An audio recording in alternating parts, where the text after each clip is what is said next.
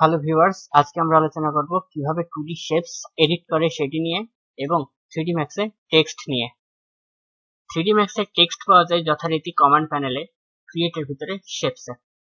এখানে দেখুন নিচের দিকে আছে টেক্সট। টেক্সট বাটনে ক্লিক করা মাত্রই আমরা টেক্সট অপশনটাই এনেবল হয়ে যায় এবং আমরা যদি কোনো একটা ভিউপটে ক্লিক করি তো টেক্সট অ্যাপিয়ার করবে। এখন এই টেক্সটটা কি টেক্সট হবে সেটি ডিপেন্ড করে এই টেক্সট বক্সে কি লেখা আছে সেটির উপরে। এখন এই টেক্সটের যে অপশনটা এটা সম্পূর্ণটা মাইক্রোসফট ওয়ার্ড বা অন্যান্য যেসব সফটওয়্যারগুলো আছে সবগুলোতে সেম, আলাদা কিছু নাই। এখানে যে উপরে যেগুলো দেখছেন যে রেন্ডারিং, ইন্টারপোলেশন, এটা নিয়ে গত পর্বে আমি কথা বলেছি, স্যার এ পর্বে বলার দরকার নেই। এখন এখানে যে অ্যারিয়াল দেখছেন এটা হচ্ছে ফন্ট। আপনার পিসিতে যত ফন্ট আছে সবগুলো আপনি এখানে পাবেন। এছাড়া এখানে সাইজ কম বা বেশি করতে পারবেন। কার্নিং, লিডিং এই জিনিসগুলো আপনাদের জানা আছে আই থিঙ্ক। এই জিনিসটা হচ্ছে যে অক্ষরগুলোর ভিতরে দূরত্ব। লিডিংটাও এখানে দেখে বোঝা যাচ্ছে না, এটা 3 তে মনে হয় ভালো মতো বোঝা যাবে। আর এখানে দেখার মতো আপাতত আর কিছু নাই। এখন মূল কথা হচ্ছে এই টেক্সট গুলো অন্যান্য যেসব সফটওয়্যার আছে তার মতো শুধুই টেক্সট না, এগুলো মূলত 2D শেপস এবং এই 2D শেপ গুলোকে আমরা যথারীতি অন্যান্য যে লাইন বা সার্কেল, রেক্টেঙ্গল যা আছে এইগুলোর মতো এডিটও করতে পারি। আমরা চাইলে এডিট করতে পারি এগুলোকে, এবং এগুলো আসলে শেপস। এগুলোকে এডিট করার জন্য আমাদের কি করা লাগবে? অন্যান্য গুলোকে যেভাবে আমরা এডিট করব এগুলো মূলত স্প্লাইন। এখন এগুলোকে এডিটেবল স্প্লাইন করে তারপরে এডিট করতে হয়। তার জন্য আমাদের সিলেক্টেড মুভ টুল সিলেক্ট করে বা যে কোনো একটা সিলেকশন টুল সিলেক্ট করে নিয়ে রাইট ক্লিক করতে হবে এবং কনভার্ট টু এডিটেবল স্প্লাইন। বর্তমানে এটি এডিটেবল হয়ে গেছে। এখন এখানে এডিটেবল হয়ে গেলে এখানে লেখা আসবে এডিটেবল স্প্লাইন। এডিটেবল স্প্লাইন সাবজেক্টে এখানে যদি প্লাস সাইনে ক্লিক করি এর যে সাবজেক্ট গুলো আছে সেগুলো আমরা দেখতে পাবো, যেমন ভার্টেক্স, সেগমেন্ট, স্প্লাইন। এখন এই তিনটা জিনিসের আইকন গ্রুপ আমরা নিচে দেখতে পাবো।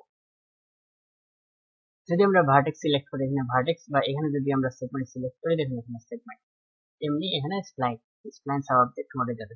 এখন রেন্ডারিং, ইন্টারপোলেশন এটা নিয়ে আগেই কথা বলেছি, এখানে বলার দরকার নেই। ভার্টেক্স সাবজেক্ট মোডে যদি যাই এবং কোনো একটা ভার্টেক্সকে যদি আমরা সিলেক্ট করি তো আমরা চাইলে এটাকে এডিট করতে পারবো নিজের ইচ্ছা মতো, অনেক হ্যান্ডি। এছাড়া যদি সেগমেন্ট সিলেক্ট করি সেক্ষেত্রে আমরা সম্পূর্ণ সেগমেন্টটাকেই এডিট করতে পারবো। এখন আর স্প্লাইনটা দিয়ে আমরা সম্পূর্ণ স্প্লাইনটাকে, টোটাল অবজেক্টকে সিলেক্ট করতে পারবো। এখন এখানে আরো কিছু টুলস আছে যেগুলো দিয়ে আমরা এডিটটা করতে পারি। তার ভিতরে একটা হচ্ছে ক্রিয়েট লাইন। এখন ক্রিয়েট লাইন দিয়ে আসলে কি হবে? ক্রিয়েট লাইন দিয়ে আমরা একটা লাইন ক্রিয়েট করতে পারবো, এটা দেখতে পাচ্ছেন করতে পারছি।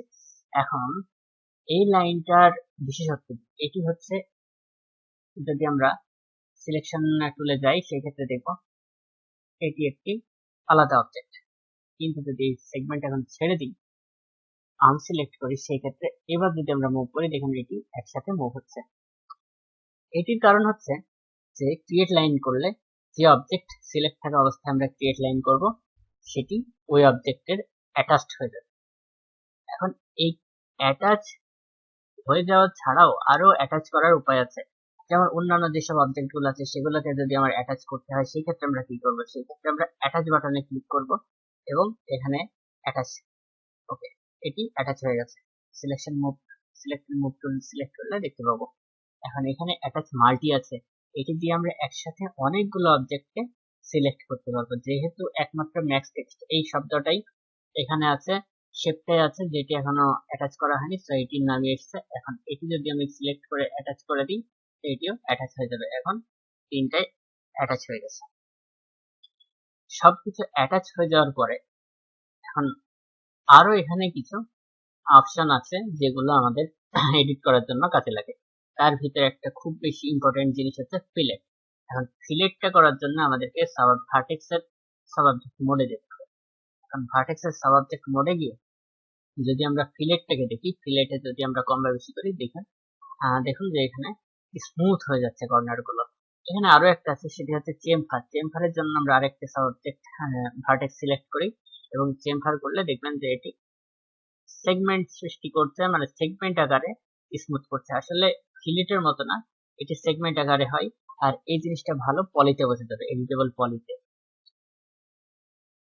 এখন এখানে দেখানোর মতো আপাতত যা আর কিছু নাই, যেগুলো আছে সেগুলো অন্যান্য যেটা আছে এডিটেবল পলি, সেখানে ভালো মতো বোঝানো যাবে। হ্যাঁ, রিফাইন, এই রিফাইন টুলের কাজ কি? রিফাইন টুল দিয়ে আমরা ক্রিয়েট করতে পারবো, আমরা অনেকগুলো ভার্টেক্স ক্রিয়েট করতে পারবো, যেখানে যেখানে দরকার সেখানে ভার্টেক্স ক্রিয়েট করে নিতে পারবো এডিট করার জন্য। আর এখানে মোট কতগুলো ভার্টেক্স আছে সেই জিনিসটা এখানে আমরা বুঝতে পারবো। এই যে ভার্টেক্স কতগুলো সিলেক্ট হয়েছে সেটি আমরা এখানে দেখতে পাবো। 8 ভার্টিসেস সিলেক্টেড এখানে দেখতে পাবো। ওকে, তো এই 2D শেপ গুলো এডিট করা যায়, যে টেক্সট আছে সেগুলো এডিট করা যায়। এখন এগুলো তো 2D শেপস, এখন 3D তে এর কাজ কি? সেই কাজটা হচ্ছে যে আমরা যদি এই শেপের উপর একটা মডিফায়ার প্রয়োগ করি, তবে এটি এক্সট্রুড দিলাম, এখন এটি 3D হয়ে গেছে। এই 2D শেপস এখন 3D তে পরিণত হয়ে গেছে। এটির এখন ডেপথ দরকার। ডেপথ কিভাবে দিব? অ্যামাউন্টটা বৃদ্ধি করে দিলে ডেপথ তৈরি হতে পারে। এখানে ক্যাপ স্টার্ট, ক্যাপ এন্ড এগুলো মূলত এক্সট্রুড মডিফায়ার এর প্যারামিটারস।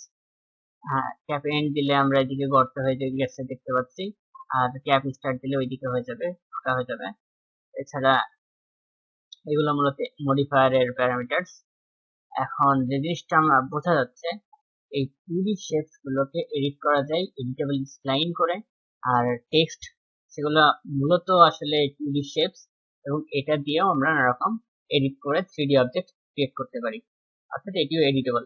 এখন এই এডিটেবল জিনিসটা সমস্ত অবজেক্টের ক্ষেত্রে সেম, প্যারামিটারস গুলো সেম, টেক্সটের ক্ষেত্রেও যা এনগান বা আর্ক বা সার্কেল সবার ক্ষেত্রেই সেম, সবার ক্ষেত্রে সেম। রাইট ক্লিক করতে হবে, রাইট ক্লিক করে যদি আমরা এটিকে এডিটেবল স্প্লাইন করি, সেক্ষেত্রে এটি আলাদা আরেকটি এডিটেবল স্প্লাইন তৈরি হবে, এটির সাথে এটির কোনো সম্পর্ক নেই। আর যদি এটিকে আমাদের প্রথমে ছেড়ে দিতে হবে, অর্থাৎ ডিসিলেক্ট করতে হবে। এবার আমরা এটি যদি সিলেক্ট করি, সেক্ষেত্রে এই অবজেক্টের একটা এডিটেবল স্প্লাইন রূপটা আমরা এখানে দেখতে পাবো। এডিটেবল স্প্লাইন রূপটা দেখতে পাবো, এটির সাথে এটির কোনো সম্পর্ক নেই, দুটি আলাদা আলাদা অবজেক্ট। এখন দুইটিকে এক জায়গায় করতে হলে কিভাবে করতে হয়? অ্যাটাচ দিয়ে করতে হয়। আশা করি জিনিসটা আপনারা ভালো মতো বুঝতে পেরেছেন। আর যদি কোনো কোশ্চেন থাকে সেক্ষেত্রে আপনারা কমেন্ট বক্সে কমেন্ট করুন, আমি অ্যান্সার দিব ইনশাল্লাহ। লাইক শেয়ার করবেন প্লিজ, তো নেক্সটে আমি আরো নিয়ে আসছি, এই কারণে আপনারা প্লিজ সাবস্ক্রাইব করেন আমার চ্যানেলটিকে। And thanks for watching, bye bye.